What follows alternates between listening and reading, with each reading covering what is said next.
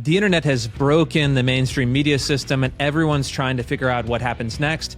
We'll answer that question in this week's episode of Rufo and Lomez.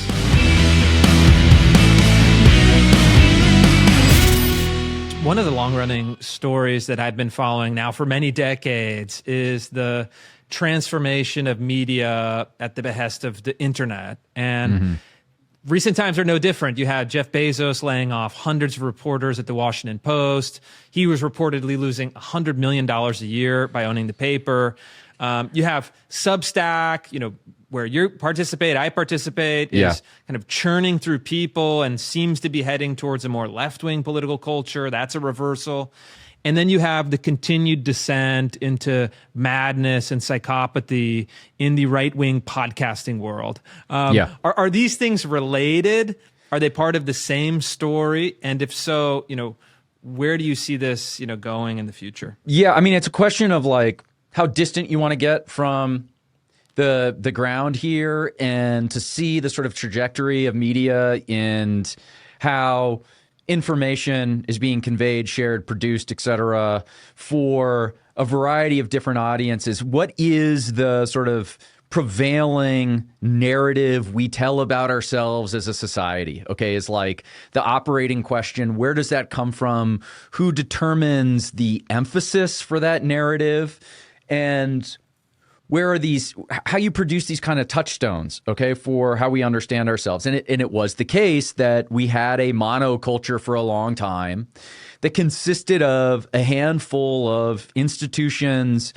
We all watched the same television shows, the same TV news, with the same, 4 or 5 newspapers, and even like your local paper would have some slight distinctions here, but we were all telling ourselves the same general narrative. We all watched the same films. And of course, over the last, let's put our finger on the date the internet became the locus of our attention. 2010, I don't know, the iPhone, maybe earlier, maybe a little bit later. That monoculture has slowly disintegrated.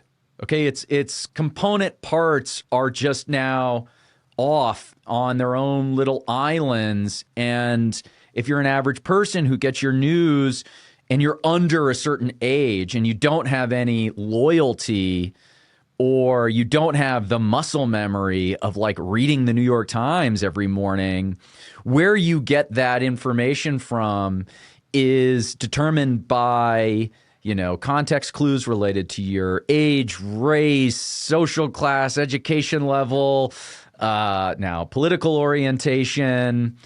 And this has created this fragmented media environment. And all of these things you just mentioned are a consequence rather than a cause. Okay, I think what we're identifying is the symptom here. The symptom is this disintegration.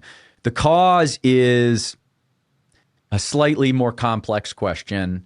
I think obviously you have to point at the internet, okay?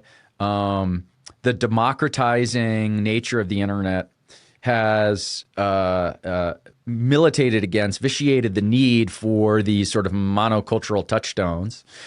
But on the other hand, I think we're also seeing the effects of what are as a multicultural society. This is becoming more and more multicultural. And there isn't the same social pressure and institutional pressure for these different multicultural elements to cohere and assimilate, if you want to use a word, into a single shared thing. And so what you get is this fragmented thing instead. So it's this combination of a structural, technological change commingling with a sociological, sort of political, demographic change, and these things sort of engage in a feedback loop that creates this this outward pull, I guess. Is that abstract enough for you, Chris, to answer your question? Yeah. I think there's also another element, and the other element is that the internet allowed people that have, let's say, niche perspectives or smaller scale perspectives to find a critical mass. So if you had an interest and you lived in Bakersfield, California in 1980, you'd be lucky to find one other person that might have your interest. But the internet allows you to aggregate at zero marginal cost an audience or a community of all the people in the country or even the world that have the same interest. Affinity groups, But the internet also, I think, challenged the basic legitimacy of many of these institutions. And because what you had was like an oligarchic control over news media.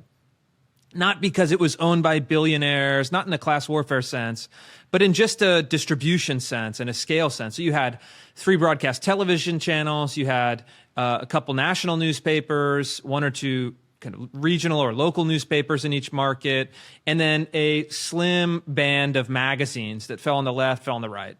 And that was the consensus opinion wherever you were.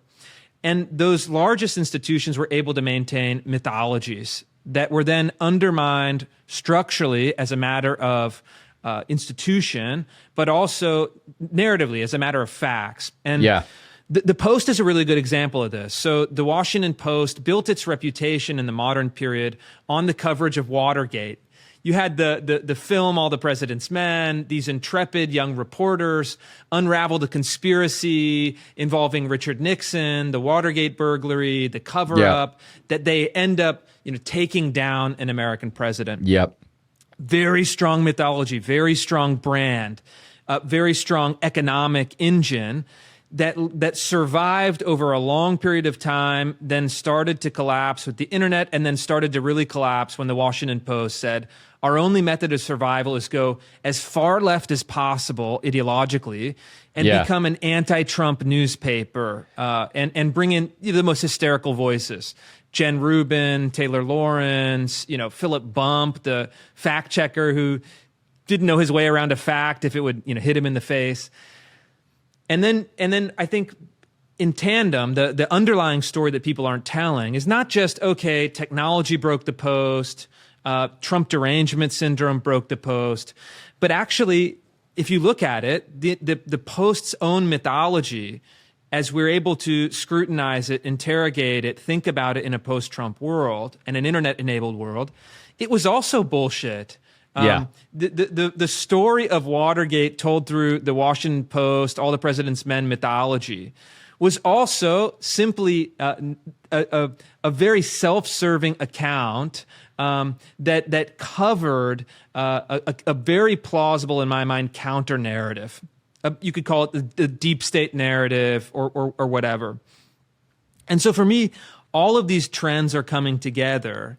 And these big institutions like the Post, as kind of a good example, can't sustain themselves, and so they're out here figuring out, well, what do we do now? And then the financial pressures became so great that someone like Jeff Bezos says, hey, we need to cut costs, we need to let all these people go. Yeah, I mean, the thing that you pointed at, which I neglected to mention in my sort of opening narrative here, is not, like you said, just the structural sort of issue of the technology, and then also a kind of more fragmented populace that is looking for their own sort of affinity groups to associate with. It's also that these major institutions, the Washington Post first among them, completely undermine their own credibility, over the last 10 years or more. And I think the New York Times is going to survive. Now, I have my own issues with the New York Times, but the Washington Post was front and center. The New York Times was complicit in this too. But like you said, it's just was transparently an intelligence community op. And what they could get away with during the Nixon years when they tried to rebrand, remember, democracy dies in darkness. Okay. And so in the first Trump term, they were really at the forefront of pushing this Russiagate narrative. Yes. And, the 17 different intelligence agencies that were, all agreeing that Russia had interfered in the election, and there was these untoward relationships between the Trump people and various Russian oligarchs. Okay, this was all Washington Post was all over this. And they could previously count on, I think, drowning out competing narratives coming from the outside, and the where the technology comes in is that they could no longer do that, and they were exposed, I think, in a very real way, and a sufficient amount of people who might have in a previous era still maybe sided with the kinds of arguments being made in places like the Washington Post now are getting their news, I don't know, from the Federalist or something. They just decided there was a kind of consensus, especially among MAGA people, okay, people who supported Donald Trump. We cannot trust these people anymore. They violated this trust in such a way that nothing they say going forward is going to be able to recover that trust. And those people are lost forever, and they're largely younger. And I think an institution like the Washington Post is just going to be a casualty of this sort of evolution. Now, what I will say, and maybe this sort of segues into the next part of this, is that I think we might need, I think we're missing a kind of center of gravity, a place where we can go, and even if we disagree with a certain political valence or ideological valence that one of these institutions has, we can feel relatively secure in the idea that they are acting in good faith, that they are trying to convey information based on the facts, and they are going places and talking to people who have inside information, and they're extracting the real story to tell us what's going on. And I think there's like a real need for that. I never will expect it to be ideologically neutral. I think that's impossible. It'll probably have a liberal valence for reasons we can get into. But we really are missing like a trustworthy institution. And I think our information environment is greatly reduced and diminished by the fact that we don't have good sort of central narrative-making institutions. Yeah, I would maybe take the other side on that. I think this is a return to form, and the kind of interim period of these corporate monopolies or corporate, kind of oligarchic structures after World War II, because of television, because of newspaper distribution, is actually historically an anomaly. Yeah. And so the idea that Walter Cronkite is the voice of the facts, he tells all Americans every night what the truth is, and Americans can lay their heads on their pillows, knowing that they're in good hands, that they can trust the narrative. I actually think that was both not true at the time, but also a historical anomaly. If you look at the newspapers and the colonial period, the founding period up to the Civil War period, they're actually much more similar to what we have today. You have this kind of chaos of competing pamphlets and newspapers and arguments and kind of party-backed, very partisan and polemical media institutions that were all vying for each other. They were very nasty, very personal, intent on destroying their enemies. And if you read the pamphlets from even that colonial era, they actually sound a lot like some of the social media arguments that we now see coming to the fore. And so I don't actually lament the loss as some people do. But because why I think it's important is this. So the other reason the Washington Post has really lost its way and lost its authority is because it's lost its power to punish. And so this is at the top level. What they did to Nixon, they were not able to do to Trump. Right. But it also goes to those of us who are operating, let's say, at the middle level. The Washington Post could destroy your career if it wanted to 20 years ago, 30 years ago, tarnish your reputation, et cetera. Yeah. A hit piece in the Post was like the end of the game. But a couple years ago, the Post tried to do that, run that playbook against me. And in this kind of cat and mouse game with this reporter, I could tell she was kind of trying to do me dirty. I laid a couple traps for her, candidly. Haven't said this before, but it's what happened. And then when she published her piece, which I knew was going to have verifiably false information, I ran a little jujitsu playbook against her. kind of ran a campaign against her, published a kind of rebuttal in the New York Post, was in her editor's email boxes, every couple hours, just hammering at her, had my lawyer go to bat for me. They end up retracting virtually all of the claims in the piece. Wow. Yeah. And I was able to spin it into something of a limited but meaningful victory in my favor. But what that taught me was a couple things. They were very taken aback that I was pushing back so hard, and they were very offended that they had, and they were very begrudging that they had to retract the verifiably false claims, because they were scared I was going to sue them for I think a solid defamation case. But what I really got in my conversations with some of the top editors, the top editors at the paper were in this email chain. They resented the fact that they lost the power to punish. They were very used to this idea that they were going to set the narrative about you, and if they thought you were a bad person, they could destroy you. Yeah. And so in this sense, they've lost that power. And in my little experience, and then extrapolating more broadly, they abused that power for many decades. And so when I see hundreds of Washington Post reporters getting fired, I don't feel an ounce of sympathy for these people, because they were participating in an institution that, in my view, was long corrupted. I totally agree. I mean, look, in my case, too, while it wasn't the Washington Post, it was another major newspaper, The Guardian in the UK. There was an attempt to do this like docs hit piece. And the whole point of this is to create enough reputational damage that you become too toxic for sort of mainstream people to affiliate. And then you just kind of waste away. OK, and this is the playbook that's been going on forever. So there are like these levels of cancellation. The Wall Street Journal also did this with Marco Ellis. If you remember, during the Doge period, this was a kid who had some, controversial tweets under an anonymous account and had said some things that were, impolitic. And then this was the Wall Street Journal tried to then uncover this and use this as a cudgel to force a resignation and or force Elon Musk / JD Vance, the people who were running Doge, to get rid of this guy. And they just stood up and said, no, we're not going to do it. Okay, we're just not going to play this game.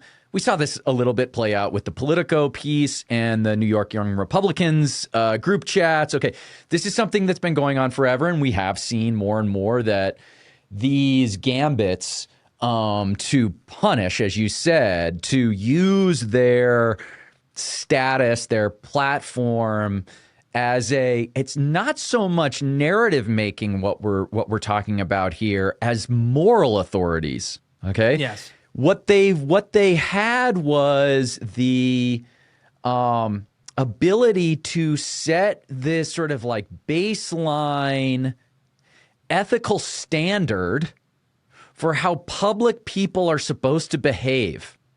And it was, of course, a standard that got applied asymmetrically, okay, depending on what side of the ideological aisle you were on.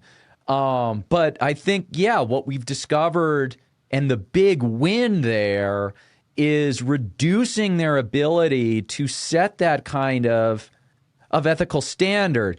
I guess, okay, let me just like interrogate this a little bit, because what you said about the power of these institutions was to punish. And I guess the implication there is they derive from that some other power. Okay, they're able, because yes, they can punish you, but what are they trying to get out of that? What is the ends that this punishment power accomplishes for, let's call it, this sort of broad array of institutions, of narrative-making institutions, from the New York Times to the Washington Post to the Wall Street Journal, et cetera. When you say that they had the power to punish and no longer have that power, how does that cash out in terms of sort of political importance, social importance, cultural importance? Great question. And I think we have to look back again to the term of Richard Nixon. So when Nixon was in Congress, then in the Senate, and then, of course, became vice president and then president during his very long rise to power. The Washington Post is a minor character in that rise to power as well as in his downfall. And so if you read Nixon's memoirs and listen to other reflections about the era, the Washington Post was the taste-making authority for the Washington, D.C. political culture as a whole. And Nixon always felt like an outsider, an interloper, an unwelcome guest at some of the dinner parties run by the owners of the Post and some of the famous, columnists and writers and reporters at the Post.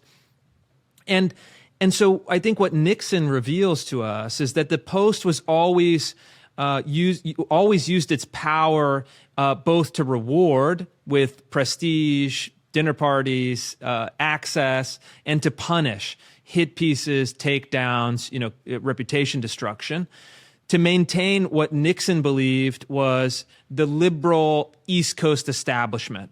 Yeah. And so, this was this core of Nixon's resentment, fear, and paranoia, all of which I think were justified in the large scheme of things. But the Post was merely the media side of that cultural milieu, which defined the boundaries of polite opinion and then provided a kind of social environment with which it could kind of constrain the DC establishment, set the parameters, set the values, set the cultural markers, and then mark them in or out. And so you had liberal Republicans in this, certainly. And I think it also touches on, well, why do people come from Alabama and South Carolina and Kansas? They get to the Senate in DC, they seem to forget the interests of their constituents, and they become absorbed in DC. The reason is, or the reason has been, because of institutions like the Post. So their power is derived from that. And their power serves, again, very simply, democratic interests, liberal democratic interests, liberal democratic power, liberal democratic culture. We'll be back in a couple seconds, but if you're enjoying this episode of Rufo and Lomez, make sure to sign up now for the entire Blaze TV platform. Great hosts, great stories, great content right at your fingertips. To get started, go to blazetv.com/Rufo and Lomez and get $20 off. Yeah, I think that's right. And, one recent example that comes to mind, and we talked about this a few weeks ago, was after Scott Adams passed, there was this almost like abusive headline in the New York Times obituary, okay? Basically declaring in so many words that Scott Adams was not worthy of due respect given his accomplishments because now they called him a racist, but the important thing was he had strayed too far from consensus by supporting Donald Trump, by providing some explicit advocacy for like the MAGA movement. And in death, they use this then, and I really do think it's a shot across the bow. It's not for Scott Adams. It's for anyone else who might be on the fence right now. Maybe you're a film director in Hollywood, or you're a musician, or you're a novelist, or whatever you are, and you have your reservations about where the left is going and what Democrats are up to, or maybe you just are a conservative. Maybe you just are a right winger and you've been keeping this under wraps. You've been keeping this to yourself for years. This is a warning. If nothing else, just don't say anything. Because if you say something, if you're too loud about your opposition to our Democrat liberal project here, we are going to ensure, even if we can't punish you right now because you might be able to find an audience who's going to pay for your Substack, or they're going to buy your book still, or you'll find, as many people in the right-wing media ecosystem have, there's more and more opportunities to make money and make a name for yourself and find a sympathetic audience. You're not going to get the prestige. You're not going to get the awards. And when you die, we're going to make sure that the first line of your obituary and your Wikipedia page says that you were a unreconstructed racist. Okay. And so if that's what you want, your grandchildren to see, by all means, support Trump.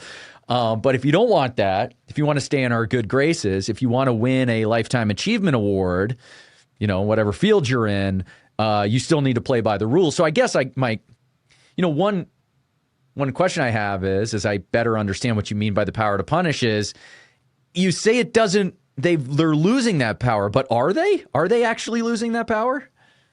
Yes, and I think Scott Adams is a really good example of why. I mean, look, they haven't lost it; it's not total, but they are losing it. And Scott Adams' own experience in the last 10 years illustrates the point. So Scott Adams, of course, a famous newspaper cartoonist, the Dilbert series. He had syndication everywhere. I mean, truly one of the most famous cartoons in the world. And when he had this outburst, look, he said some things that charitably, I think he was just speaking emotionally. He was talking about a video where it was kind of a black critique of white culture. He made a remark. What did he say? He's like, "Oh, whites should get away from black people," because in response to this very flagrant and very offensive video. I don't think he should have said it. I think it was a mistake to say it, but I think it was not motivated by malice or hatred, not part of a larger pattern of, bad behavior. But the media sprung on it. Not the totality of his beliefs such that it belongs in the first sentence of his obituary. Correct. But what happened at that time was the media, let's say outlets like the New York Times, the Washington Post, kind of television news, they seized on this mistake that he made, blew it way out of proportion, tarred him with the label of racist, and then journalists were going around to all of the newspaper column syndicators to say, "Hey, you're now publishing this very bad person," and a lot of those newspapers dropped him and dropped the Dilbert cartoon. So he faces a loss of reputation, a loss of syndication, a loss of income that were not significant, not trivial, rather. They were significant. No. Yeah. However, they were not able to destroy him completely so that he had to merely recede from public life, never to be seen again. He maintained his influence throughout this period through his Twitter account, through his Substack subscriptions, through his live streams, through other new media platforms. And throughout this period, again, he didn't have that grand industrial distribution. I'm sure he took a large hit to his income, but he was able to still have a very high level of influence, to make sacrifices that required. But he was able to stay in the game. And so I think that he offers us a lesson in, look, proportion, balance, but also some resilience, some ability, some robustness against that kind of old school cancellation attack. Lomez, you're something of a gold guy, are you not? Yeah, I absolutely am. And Chris, the financial markets are in complete turmoil right now. Everything is down. Metals are down. Crypto's down. The stock portfolio is down. But the thing I like about gold, and the reason I buy gold, especially from Birch Gold, which is one of the most reliable sellers of gold anywhere, is that gold never goes away. Okay, thousands of years, gold has been the store of value. And so in times of uncertainty, even as the metals markets move up and down, gold is the place to be. Yeah, I think you should have gold as a hedge against inflation, debt crisis, and all sorts of other calamities. Shouldn't be your whole portfolio, but definitely part of your portfolio. Text Rufo to 989898 to get in touch with the great folks at Birch Gold. They'll get you set up. It's a great company, great people, great product. Again, to get your free information kit, just text Rufo to 989898 and Birch Gold will help you out. I suppose that's true. I would push back in the sense that it may be a kind of limited case, and it may be that with Scott Adams, in order to survive this, you have to be able to sort of basically self-distribute whatever it is you're doing. And that self-distribution might be you yourself. It's just you going on a podcast or something. And that could be quite lucrative. So it is the case that the money's there, But, if I'm a feature film director who wants access to the best actors and the best film distribution and the best writers, and, I want to live inside that space. And even if like winning an Oscar or something isn't necessarily the goal, I want to participate in what we might just call here prestige culture, perhaps for a lack of a better term. I think you still need to kind of play along, and the threat of that kind of exposure or reputational harm still prevails. And my evidence for that would be the fact that where are the MAGA directors, okay, who are invited to the Oscars? Where are the, big musicians? Nicki Minaj, I guess, is like one. And I think you get a little bit of leash if you're like a minority. You get, they allow a little bit more flexibility, and you have a little bit more maneuverability in that ideological sense.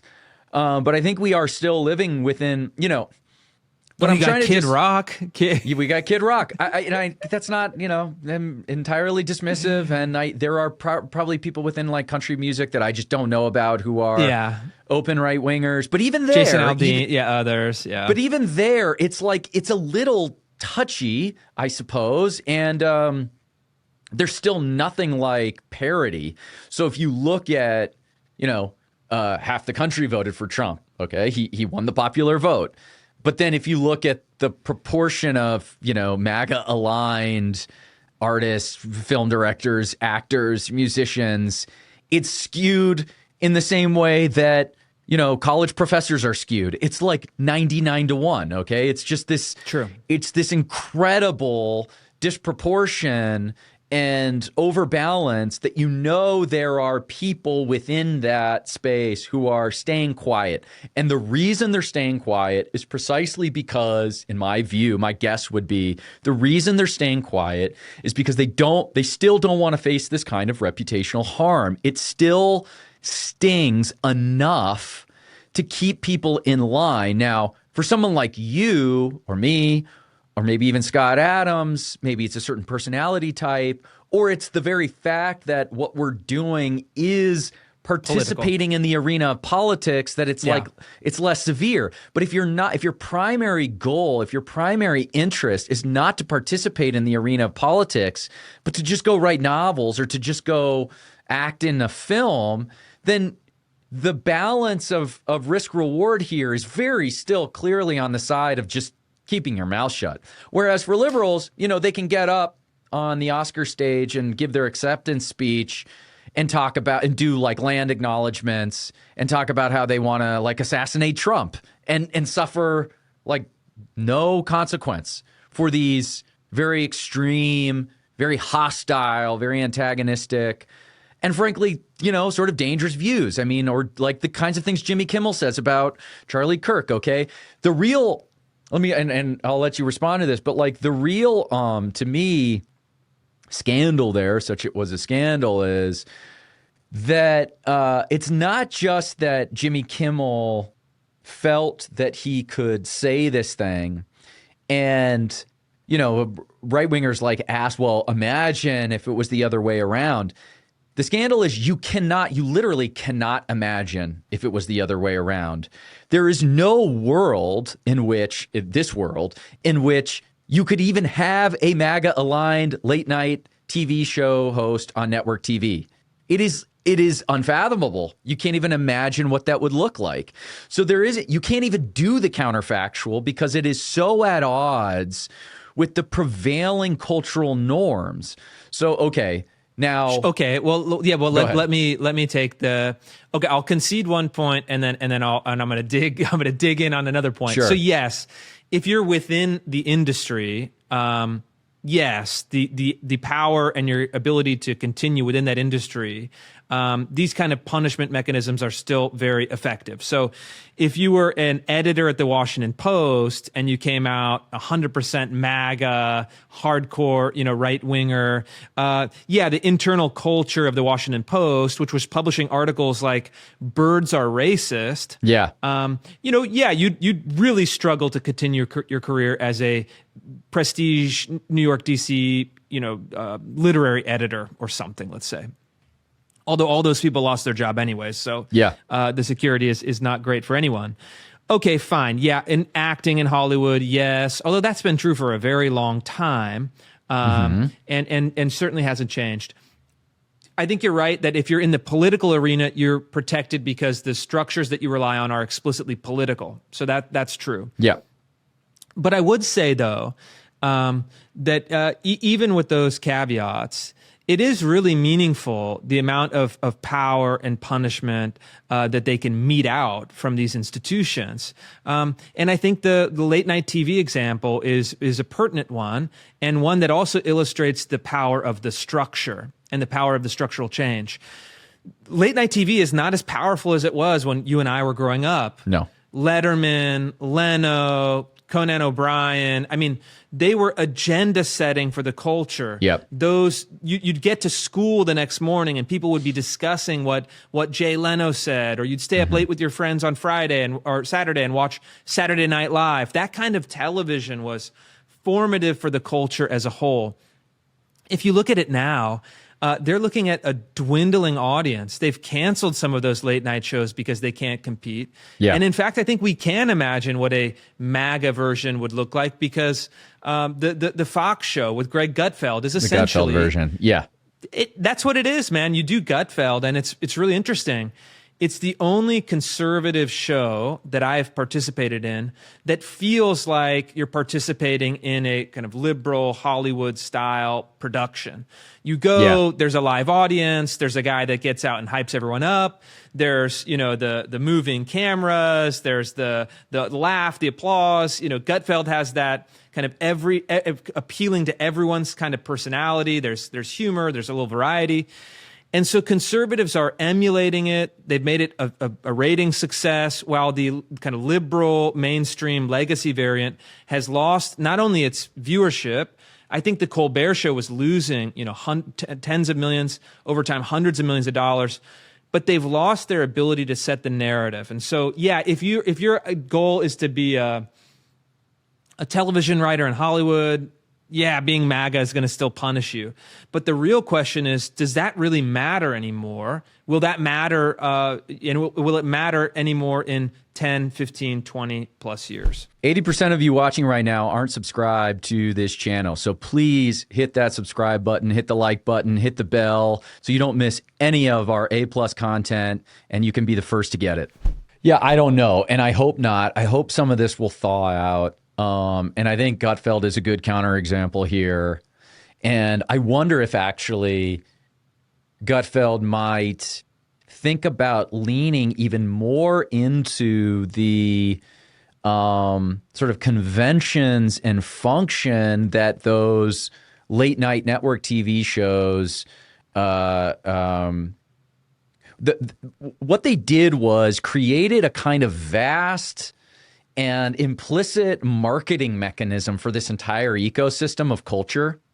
Yes. And you have the band on every night, and you have the new, comedian, and you have the actor from the film, and you have, sometimes it's a novelist, and sometimes it's a journalist, and it's like the interesting, larger sort of celebrity culture that is all kind of aggregated in this same space. And where what's interesting is, and this is the thing that I think the right needs to figure out, you have a place like Gutfeld where the politics is in the front. It's the front-facing part of it.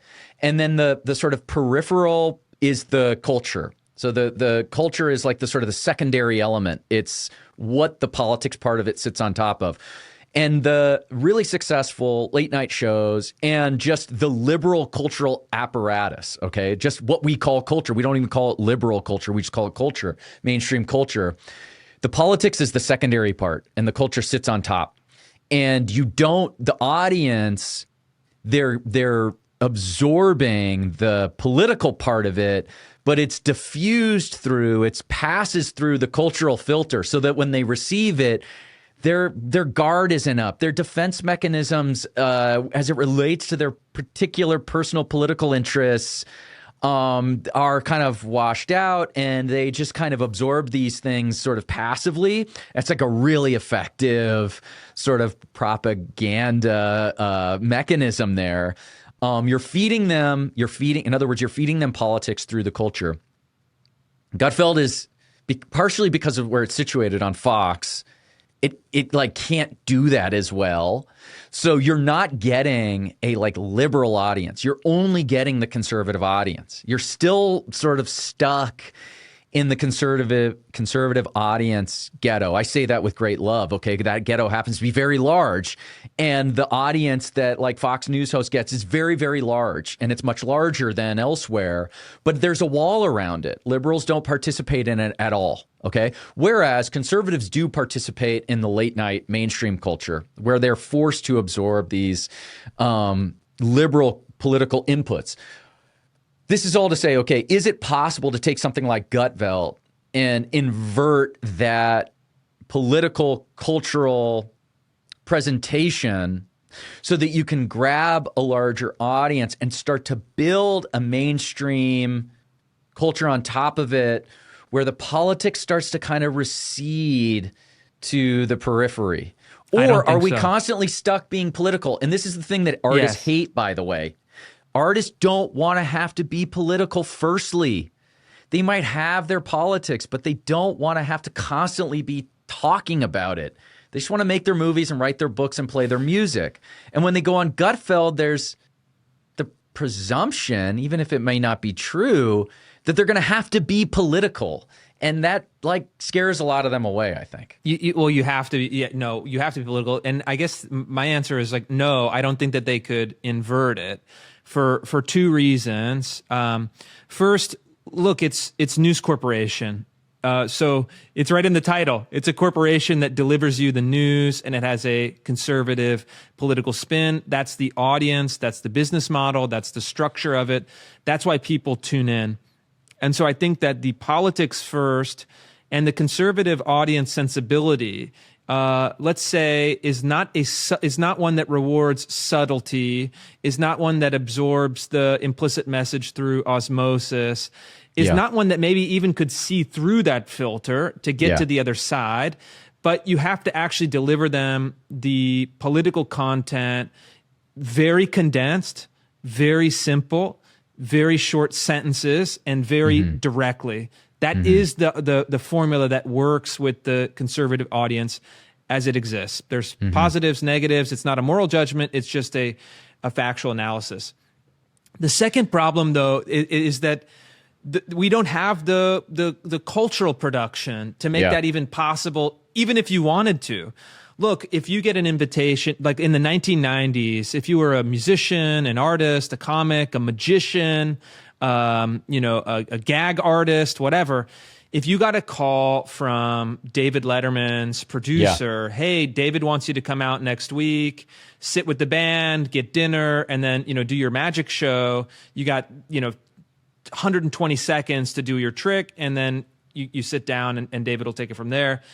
That was like a make or break cultural moment for you. I mean, you could make your reputation on a single performance on Letterman, but also Letterman had, the pick of the litter. I mean, there was such high demand that he could get any artist of any stripe that would be knocking down the door to get Letterman, and their politics were probably in alignment, but really didn't matter. It wasn't about that.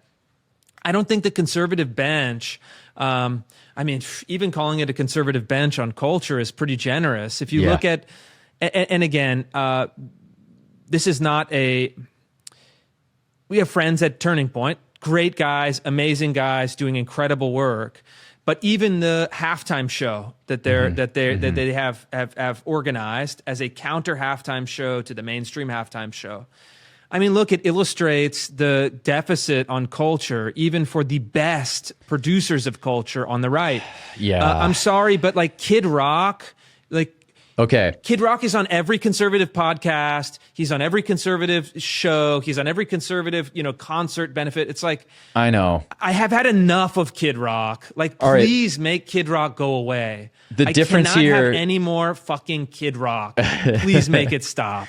I like Kid Rock. I'm a Kid Rock fan. Okay. But, Chris, I think I used to be, dude, but like, come on. The difference between our perspective Kid Rock. Yeah. You're maybe let's tease this out a little bit. Okay. Your sort of implication here, the inference is that the artists that we might get just don't exist. We just don't have them. Like, correct. Who are the interesting, right-wing writers and film directors and musicians? Where are they? Where is our John Milius? Okay, et cetera. My assumption here is that, well, I don't think they exist in the same number as the liberal side, and we should actually discuss why that might be. It's also that they fear punishment. They're there. Sure. They're still in the shadow, and they're still cowed by the threat, the reputational threat imposed, if not specific. It's not like in their head they're going, okay, if I do this, when I die, the New York Times is going to write this horrible obituary about me. It's the understanding that the moment you do this as an artist, you are immediately ghettoized. Yes. You are immediately labeled and ghettoized. And even if you're some people have been sort of grandfathered in because they've been around long enough, but especially for younger artists, and especially as it pertains to Trump, there's a difference between just being a kind of abstract conservative and being like a MAGA conservative who supports ICE deportations, okay?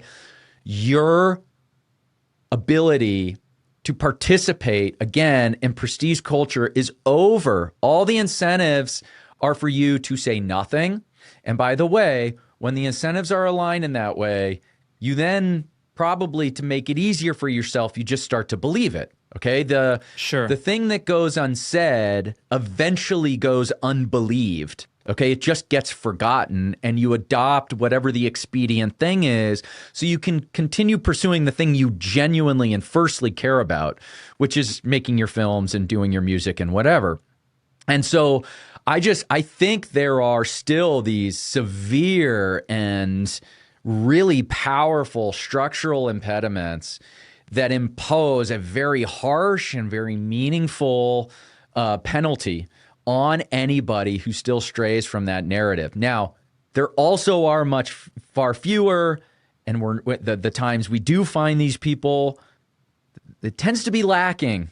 There's something less, I don't know, capable there. Let's just be honest about it. We haven't really discovered some latent, like, right-wing artistic movement.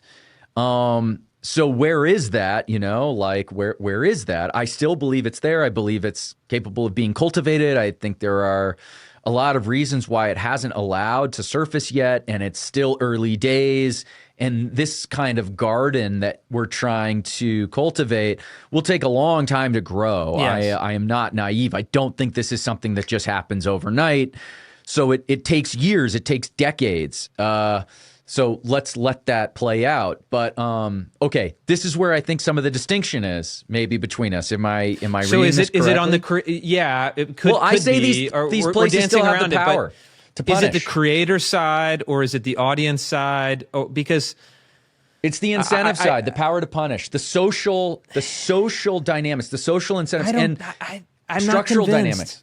I'm not convinced. I think it's an excuse. I think it's an excuse, and I think it's an excuse both on the creator side and the producer side. And so, look, there is enough money floating around the conservative sphere that could theoretically be attached to conservative projects, and in fact has been attached to conservative projects in the past.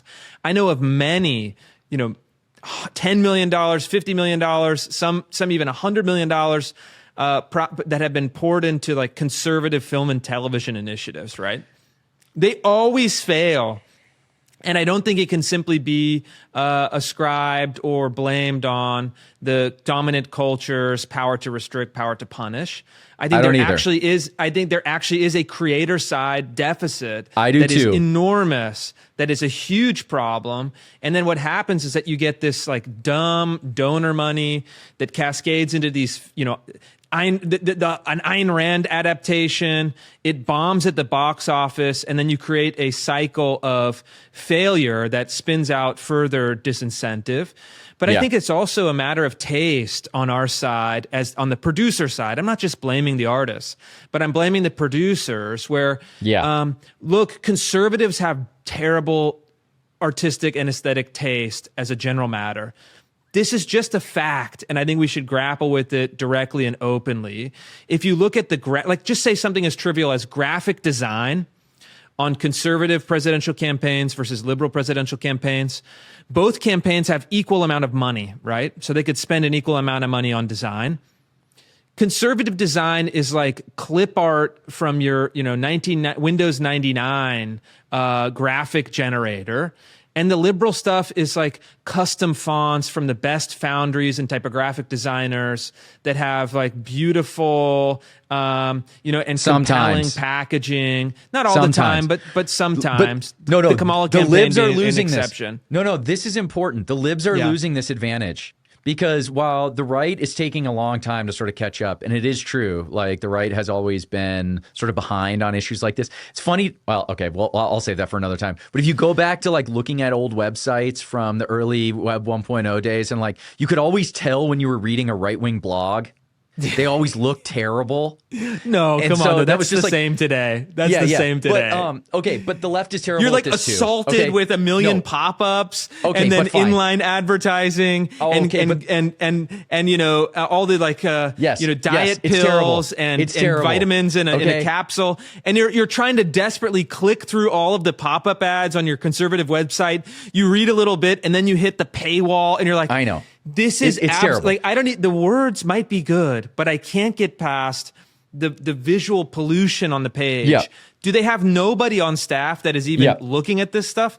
This is a perennial problem. Okay. I think it's not going away. It is, but the left has lost its competitive edge on this too, or is severely losing it. Like it's becoming really bad. I mean, Kamala came out with this like headquarters thing, and during the whole last election, it's like the brat thing, and it's it's like flat that like what do they call it? Like the flat people, whatever it is.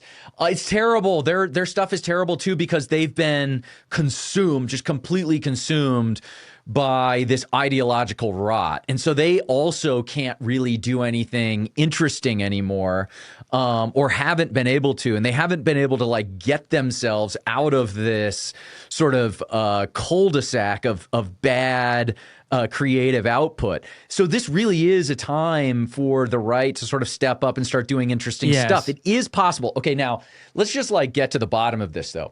I think you're right. I mean, look at the last 100 years. Like I could name all the right-wing artists, and there were some meaningful right-wing art movements. But we're still kind of in the shadow of modernism. That's still sort of the predominant vernacular for the kinds of art we're producing narratively, but also visually. And there is something let me ask this as a question. I'm going to pose this as a question. Is there something about the conservative soul? Okay, this idea that our politics are epiphenomenal of like these biological tendencies, a kind of psychological, what Jonathan Haidt would call like moral foundations.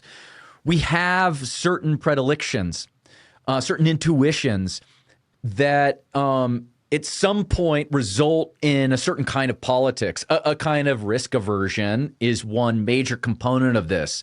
We're precautionary. In certain ways, certainly. We have a certain reverence for these various structures that are in place. We don't have the same disdain and contempt for these rules and hierarchies that sort of pre-exist, are like coming into being. We want to preserve them, in fact.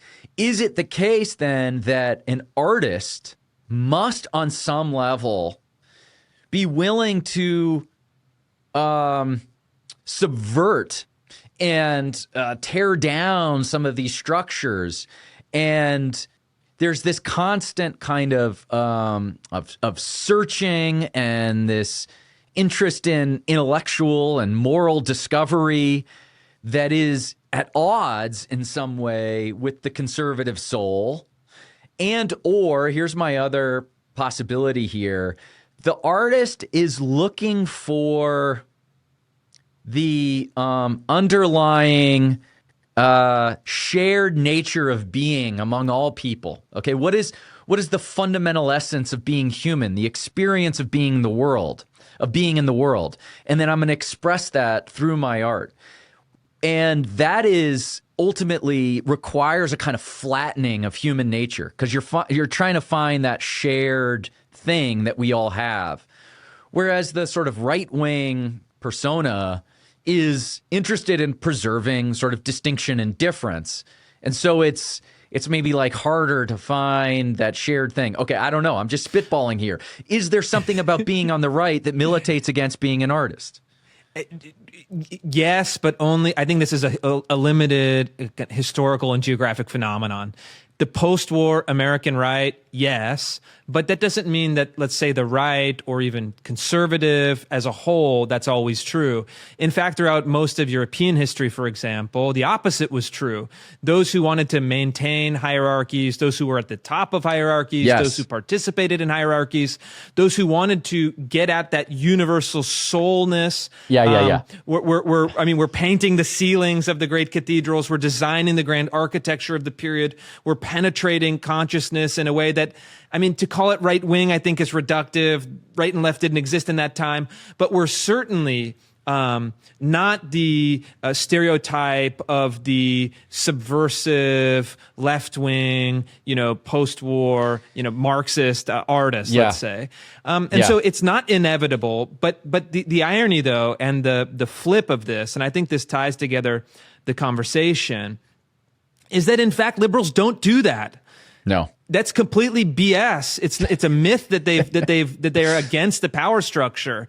They are the power structure. So just in the way that the Washington Post sets the political power structure and then pretends to be the scrappy gumshoe reporters taking down Nixon, we have the same phenomenon in the arts and culture, where liberal, artistic structures dominate, kind of create this narrow narrative channel that requires subservience and kind of hierarchical respect, and these are the lines you can draw in.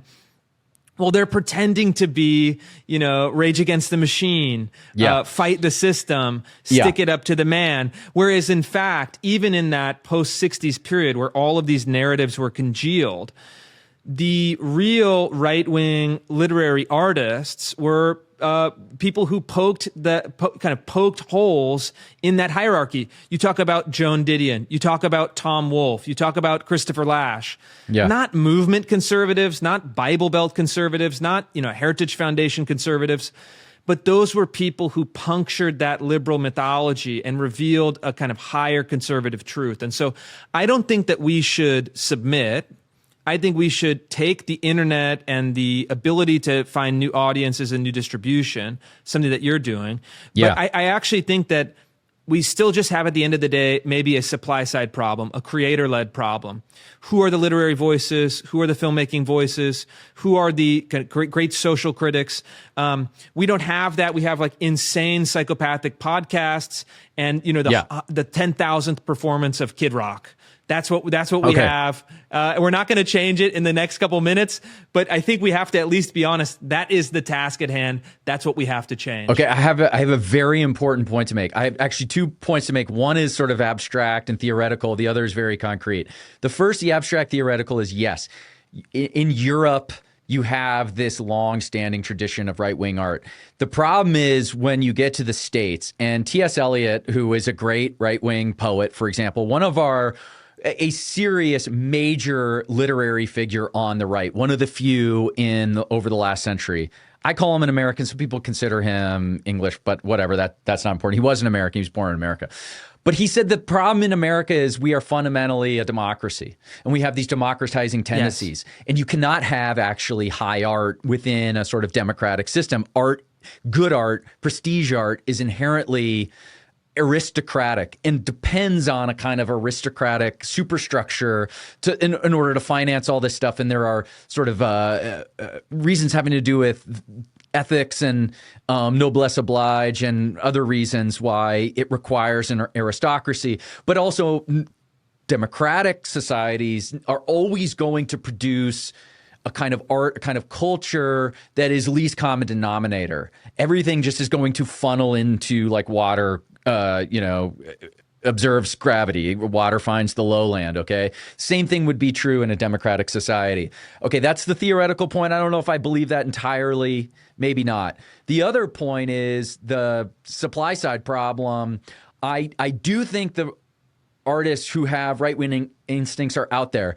They are suppressing those instincts because it's expedient to suppress those instincts, and they've just sort of adopted a kind of passive liberalism, although they're not entirely political. And their art is not, and like you said, their art is not leftist. Their art is not liberal. Okay, we can read it in a number of ways that redound to a conservative or right-wing view of the world. What they have, though, is this larger political liberal architecture that supports and surrounds the art. And they know that if they want prestige, if they want status, if they want to have access to the best technicians and editors and actors and distribution and so on and so forth, and they want the awards and they want all the other stuff that goes with being an artist, and who doesn't want that stuff, it's easier just to be liberal, okay? And so they are. So what we need to do is create an ecosystem. It's not so much the art itself, it's the ecosystem around the art, so that when you are producing this stuff, it's happening within this larger superstructure that has a kind of right-wing valence, that has a conservative valence. And the way to do this, by the way, if you're sort of a wealthy person who's interested in this, if you're a donor, is to give me money. Okay, you're going to give me money so that I can start supporting this larger infrastructure, which is what we're trying to do. So I'm gonna very selfishly and in a very transparent and forward way encourage everybody who's out there who wants to get involved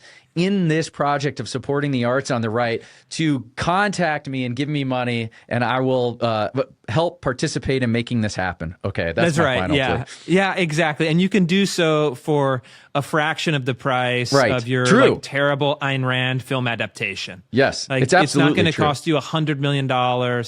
I think we could get Lomez and the Passage Press, 10% of that, and he would put it to much greater use and our much more. Our 501c3 culture fund, okay, which is going to spread, because this is the thing you need, and people don't quite understand. Like, actually, you do just need like little, regional poetry journals. You need hundreds of these things, and you need writing workshops, and you need places where people can go and just sort of like hang out and be around musicians, and little art galleries here and there. And you need like a $10,000, grant for a book here and a $10,000 grant for a piece of artwork there. And you need an award show. And every year we're going to meet and we're going to give out awards to people. Okay, all of this stuff I think is overlooked. This just sort of, because the ROI isn't obvious.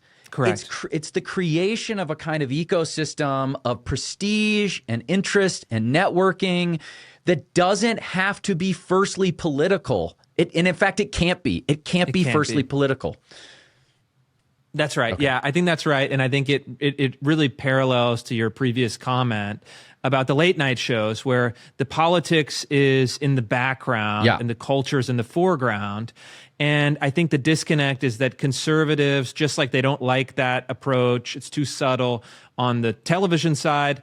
I think conservative donors don't quite necessarily yet appreciate that on the institutional side, but I totally agree. That's exactly what has to happen. And you don't need to have the equal weight to the left. That's never going to happen, not in anyone's lifetime. But you need to have enough weight where you can get defectors that can see at least some kind of reward on the other side. Because, okay, Kid Rock, again, can leave because he's already rich, he's already made his money, he's already well past his prime. Like Yeah. it doesn't take a lot of heroism for Kid Rock to jump.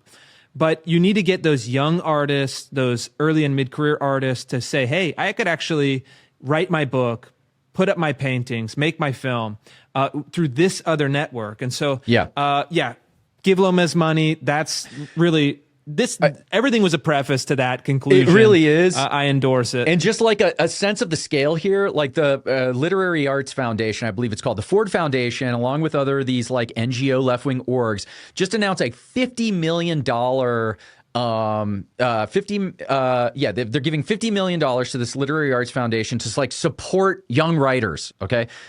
This is all going to go to the exact people you know it's going to go to, okay, with all their like social justice, liberal interests, and none of our people, not your sons and daughters, okay? And I promise that. And what can I can do what they are going to do for less than a tenth of that price tag, okay? Like for just a radically reduced sum. And so, yeah, you don't have to equal them, but we need something, you need something to support this infrastructure. Okay, that's my pitch. I love it. And we'll see you next time. All right, see you, Chris.